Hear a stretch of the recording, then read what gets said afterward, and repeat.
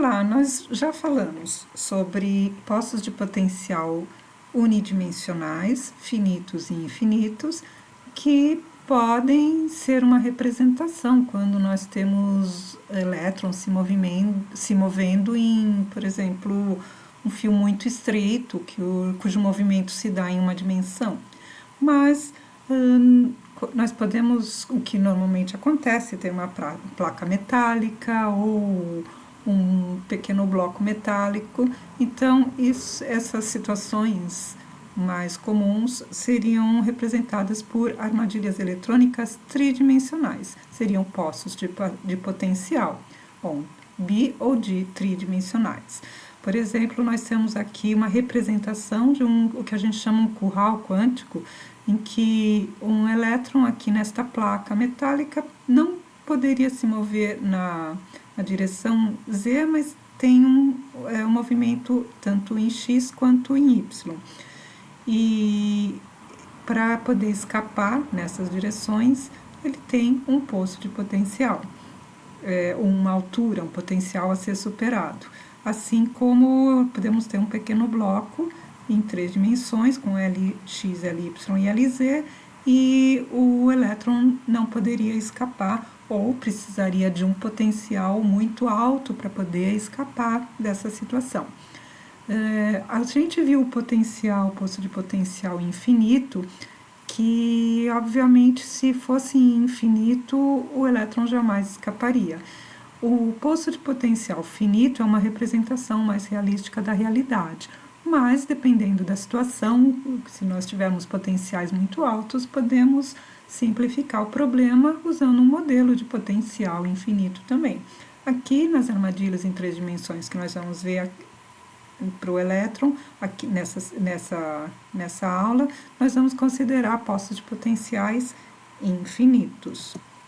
Então, se nós temos potenciais em 3 dimensões, possibilidade de movimento em 3 dimensões, a equação, a parte espacial da função de onda seria a função de x, y, z, e então nós teríamos a função de onda dessa partícula ou desse elétron teria que obedecer, ou tem que obedecer, à equação de Schrödinger em 3 dimensões, que é tranquilo. Nós temos agora a função de onda como função de 3 variáveis, então temos que fazer as derivadas parciais de x, y, z, e temos o potencial de x, y, z, e a energia também vai depender das 3 dimensões. Vamos ver.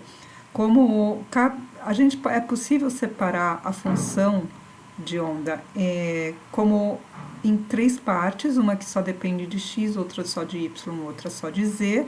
Então, resolvendo para cada uma das variáveis de x em y e em z, nós temos a quantização da energia em cada eixo. Só que quando nós tínhamos o poço unidimensional, nós temos que a energia só depende de um número quântico, que lá é h² sobre 8m, n² sobre L. Só que aqui nós temos a possibilidade de ter 3 eixos de comprimentos diferentes e temos os 3 eixos. Então, para cada eixo, nós temos os seus níveis de energia, nx², e a energia total agora vai ser a constante vezes nx² sobre x², mais ny² sobre ly², mais nz² sobre lz².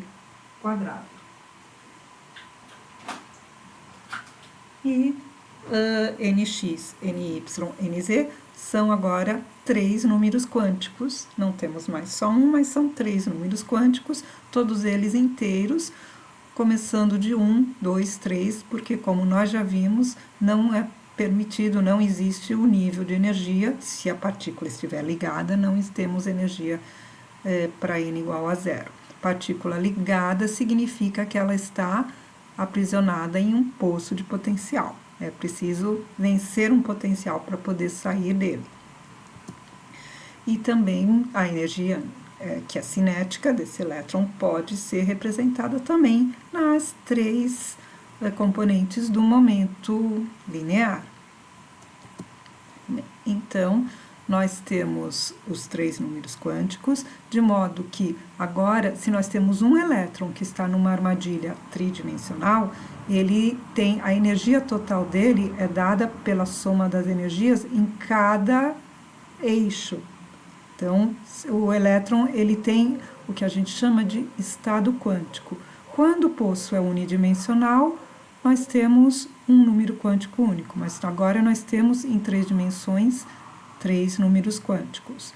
Eu escrevi a equação geral, mas quando nós temos um poço de potencial bidimensional, simplesmente não temos o terceiro número quântico. Então, daríamos, se o poço for bidimensional, nós temos só Nx e Ny.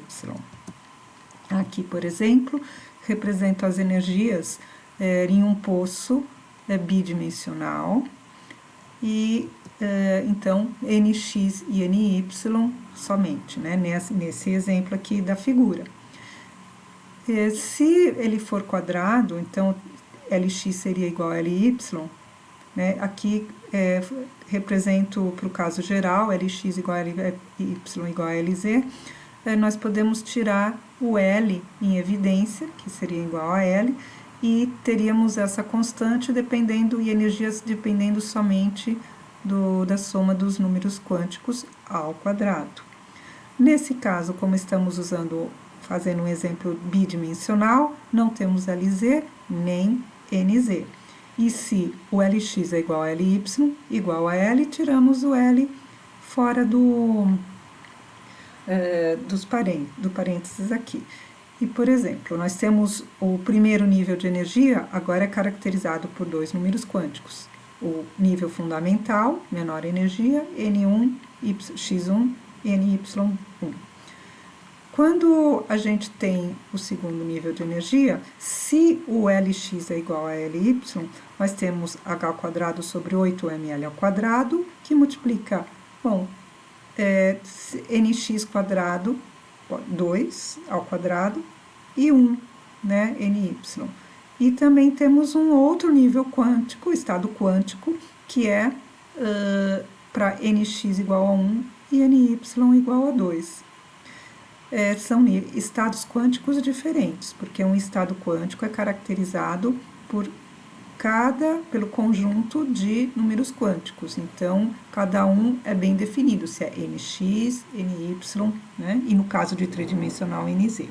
No caso aqui, nós temos 2 estados quânticos diferentes, porque nx aqui é igual a 2, aqui é igual a 1, e o ny também é diferente, só que, como L é o mesmo, os dois estados quânticos têm o mesmo valor de energia. Quando 2 estados quânticos são diferentes, mas têm o mesmo valor de energia, nós chamamos de estados degenerados. Isso acontece também para os estados quânticos 3,1 e 1,3. Agora, nós temos também o nível 2,2, etc., e 1,1, que não são degenerados, são estados únicos. Então, se eu tiver NZ, nós temos também um outro estado quântico, um terceiro número quântico aqui. Caso Lx seja diferente de Ly, nós temos, e no caso diferente de Lz, se for em 3 dimensões, nós temos cada número quântico dividido ao quadrado, dividido também por L ao quadrado daquele eixo. E se os L's são diferentes, aí nesse caso 2,1, 1,2, dependendo dos valores de L, terão valores de energia diferentes também, e aí deixariam de ser degenerados. Então, recapitulando, estados quânticos diferentes que têm mesmo valor de energia, nós chamamos de estados degenerados. E a energia de um elétron é a energia somada pelos números quânticos em todas as dimensões dele, certo? E a função de onda também será, né, a função de onda total tem que levar em conta o tempo, mas a função de onda espacial, já que nós falamos, ela é dividida, ela pode ser separada em uma parte que só depende de x, outra só de y e outra só de z. Então, para cada função, como nós estamos considerando a aproximação de um poço infinito nas 3 dimensões, basta resolver a equação de onda de um poço infinito para cada uma das dimensões. E a função total, espacial, vai ser a multiplicação das 3.